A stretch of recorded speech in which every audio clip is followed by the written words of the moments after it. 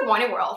Today we're taking a little bit of time to talk about 5 things a couple can do before a trial separation, or 5 things a couple can do instead of a trial separation. The first is to set aside time to address the issues in your marriage, issues in your relationship. Take the time, really schedule it, plan it, aside that time just as you would for anything important in your life. Set aside time to address your wants, your needs, or any issues that you find that you have with the relationship that's making you even consider that trial separation.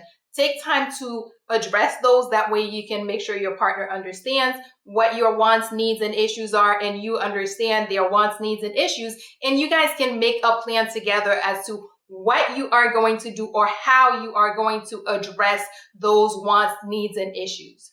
2, take time away from life or stuff to work on your marriage. A retreat is sometimes one of the best things a couple can do, because when you want to work on your marriage, you want to deal with issues in your marriage, and you also have the pressures and the issues of the rest of life that comes up, or that gets in the way sometimes. It can make it more difficult, but taking that time where you and your partner get to spend the time discussing, addressing, dealing with all the wants, needs, and issues in your marriage, all the things that are making the marriage or the relationship less than ideal for you. When you have that time away from life, where it's just the two of you, it makes it a lot easier to go through those things and just address those issues and make those plans and figure out how to implement the plans when you get back. 3, seek professional help.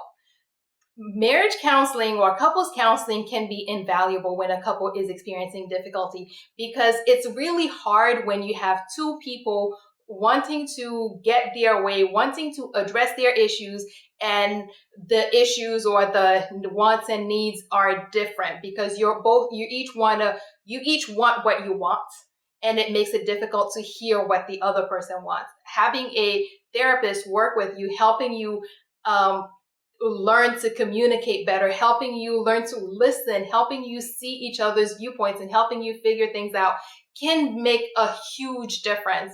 And I see it all the time where a couple will come in and they're at each other's throat, and after a few weeks they start calming down to the point where they're willing to listen to each other. But the one thing I will say is that don't just stick with, hey, we're out of crisis mode. Actually continue through and finish your sessions until you get to where you need to be. 4, work on your issues instead of your crises. I guess that gets me to the next step. Work on your issues instead of crises. A lot of times couples will work on crises, like when something happens and they are ready to call the lawyer. Everyone is all hands on deck. We want to work on this marriage. We want to work on this relationship.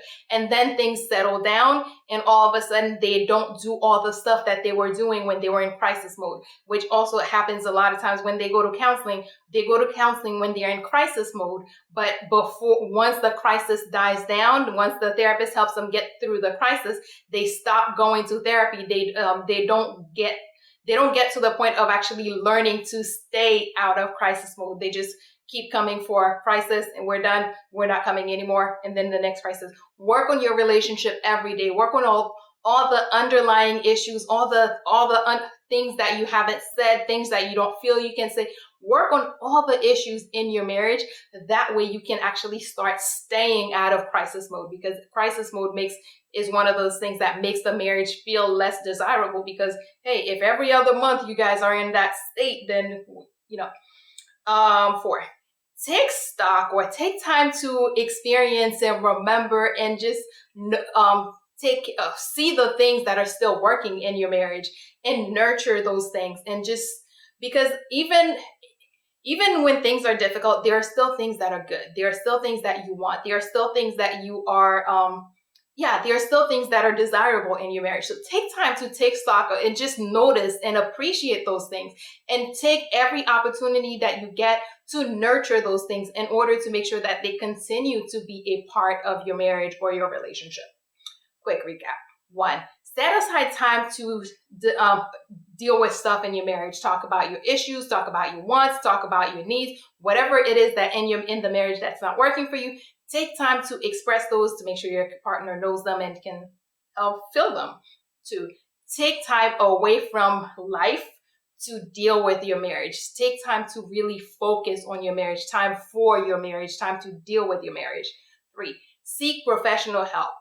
Get a therapist, work with a couples therapist, and work with a couples therapist not just for the crisis, but actually for the whole repairing and helping you figure it out piece.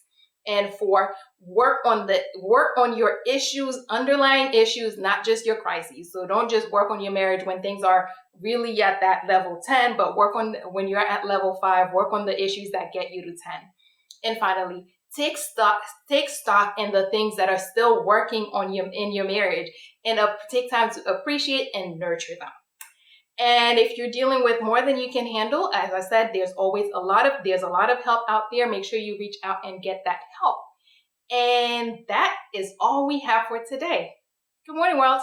Have an awesome day.